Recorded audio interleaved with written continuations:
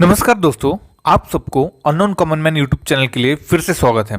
दोस्तों, आज हम देखेंगे नाथूराम गोडसे ने हमारे राष्ट्रपिता महात्मा गांधी जी को क्यों मारा। गोडसे के साथ इस हत्या में कौन कौन शामिल था। गोडसे को और उसका साथियों को कोर्ट ने क्या सजा सुनाई।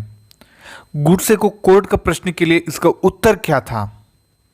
गोडसे का अंतिम इच्छा क्या था और उसका अस्थि को आज भी क्यों संरक्षित किया है और कहाँ रखा है। इन सवालों का उत्तर एक एक करके देखेंगे। और आप लोग अभी तक हमारे चैनल पर सब्सक्राइब नहीं किए तो प्लीज सब्सक्राइब कीजिए, लाइक और दोस्तों से शेयर कीजिए, बेल आइकन को दबाने का ना भूलिए।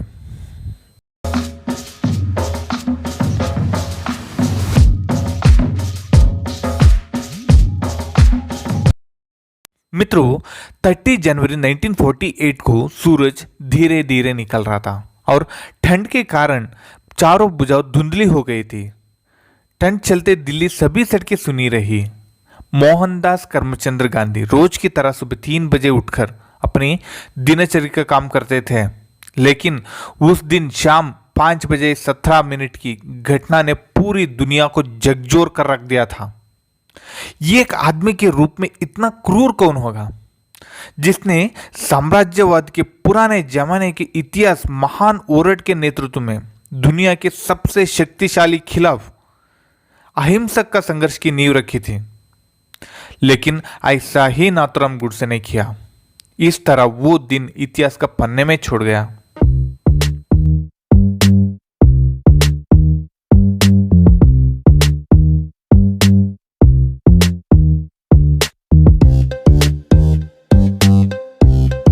दोस्तों, महात्मा गांधी जी को उस दिन थोड़ी देर हो गई थी। गांधी जी रोज शाम 5 बजे बिरला हाउस में बैठक कर रहे थे। पहली प्रार्थना सभा के अंत में सामसाहिक मामलों पर नोट्स के साथ आयोजित की गई थी। वो आमतौर पर शाम 5 बजे 10 मिनट की प्रार्थना के लिए आते थे, लेकिन उस दिन देर हो चुकी थी। उनकी उम्र और स्वास्थ्य के कारण उनके कंधे और हाथ हमेशा मनु और आभा नौकरानियों के कंधे पर थे। उस दिन महात्मा गांधी जी बिरला हाउस की ओर आ रहे थे। अचानक एक युवक गांधी जी के पैर छूने लगा। फिर अचानक 3 गोलियों के साथ गांधी जी छत पर मार दिए। 1 मिनट के लिए वहां मौजूद सभी लोग दंग रह गए। उधर शूट किए व्यक्ति का नाम नाथूराम गोडसे थे। उन्होंने काकी रंग के कपड़े पहने थे। तभी किसी ने बीड़ से सर पर मार दी। फिर भी गोडसे ने उधर से भागने की कोशिश नहीं की, बल्कि उन्होंने वहां के लोगों को अपना रिवॉल्वर सौंप दिया। दोस्तों, लाल किला में सुनवाई के दौरान जस्टिस आत्मचरण ने नाथूराम गोडसे और नारायण उश्टे को सजा सुनाई। अन्य 5 साथी विष्णु करकरे, मदनलाल पहुआ, शंकर किसैया, गोपाल गोडसे और दत्तात्रेय परचुरे पर जीवावधि का शिक्षा का आरोप भी लगाया था। बाद में उच्च न्यायालय शंकर किसैया और दत्तात्रेय परचुरे को बरी कर दी। दोस्तों, क्या गोडसे क्यों महात्मा गांधी जी को मारा, इसका बारे में न्यायालय में क्या बोला। दोस्तों, अदालत में गोडसे ने स्वीकार किया कि उसने गांधी जी को हत्या की थी। गोडसे ने कहा, मैं गांधी जी की सेवा का सम्मान करता हूं। उसके ऊपर गोली चलाने से पहले मैंने उन्हें नमन किया है, लेकिन किसी भी महात्मा को लोगों को चीटिंग बनाकर मातृभूमि की डिबेट करने का अधिकार नहीं था। गांधी जी ने देश को तोड़ दिया और उस समय कोई ऐसा अदालत और कानून नहीं था इसको रोक सके। भले ही वो देश का महात्मा हो और कोई अन्य हो, किसी को भी अखंड भारत को विभाजित करने का अधिकार किसी को भी नहीं है। इसीलिए मैं महात्मा गांधी जी को मैंने मारा था।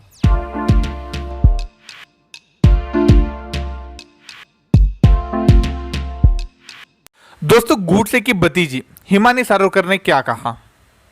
गोडसे को हैंग करने से ये एक दिन पहले 15 नवंबर 1949 को उनका परिवार उनसे मिलने अंबाला जेल में पहुंचे।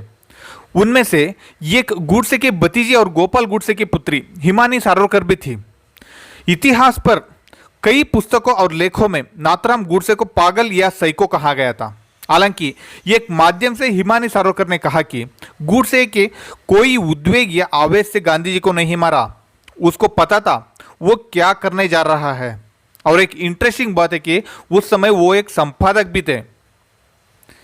दोस्तों, नवंबर 15, 1949 को नाथूराम गोडसे और नारायण आप्टे को सजा के लिए लेके जाने के समय उनका एक हाथ में भगवत गीता और अखंड भारत का नक्शा, दूसरे हाथ में झंडा थे।